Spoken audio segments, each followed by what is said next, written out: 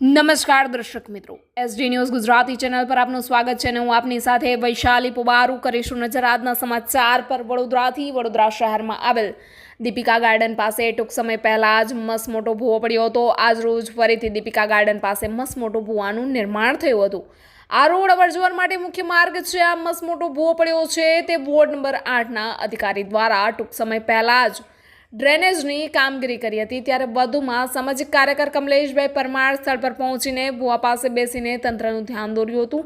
વહેલામાં વહેલી તકે ભૂવાને પૂરવામાં આવે તેવી માંગ કરી હતી। સાથે સાથે આજુબાજુ બેરિકેડ લગાવવામાં આવે, કારણ કે સામેની સાઈડમાં નાના ભૂલકા ભવન સાથે આવેલ છે। સાથે જ સિનિયર સિટીઝન તેમજ બાળકોની અવરજવર પુષ્કળ રહેતી હોય છે।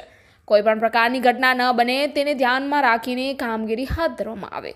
સાથે જ આવા અધિકારીઓને સસ્પેન્ડ કરવામાં આવે, કોન્ટ્રાક્ટરને બ્લેકલિસ્ટ કરી દેવામાં આવે। વડોદરા શહેરમાં દાખલો બેસે તે પ્રકારની કોઈપણ પ્રકારની કાર્યવાહી કરવામાં આવે તેવી માંગ કરવામાં આવી હતી। Reporter Jayesh Prajapati, SD news Gujarati, Vadodara.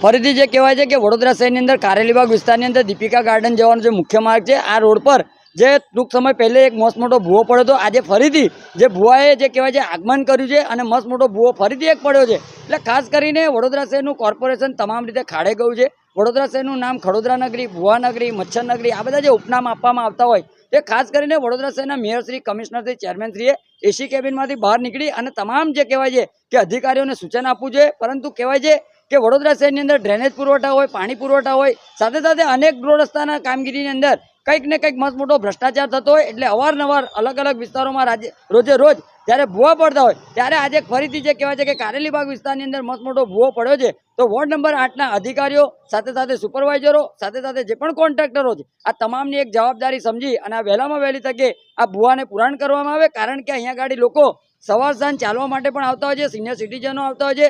સામેની સાઈડ પર જ નાના ભૂલકાઓનું ભૂલકા ઘર છે। એટલે ખાસ કરીને કોઈ જાનહાની ન થાય, કોઈને ઈજા ન થાય તેની ખાસ કરી તકેદારી રાખીને આ વહેલામાં વહેલી તકે ભૂવાનું પુરાણ કરવામાં આવે તેવી અમારી માંગ છે।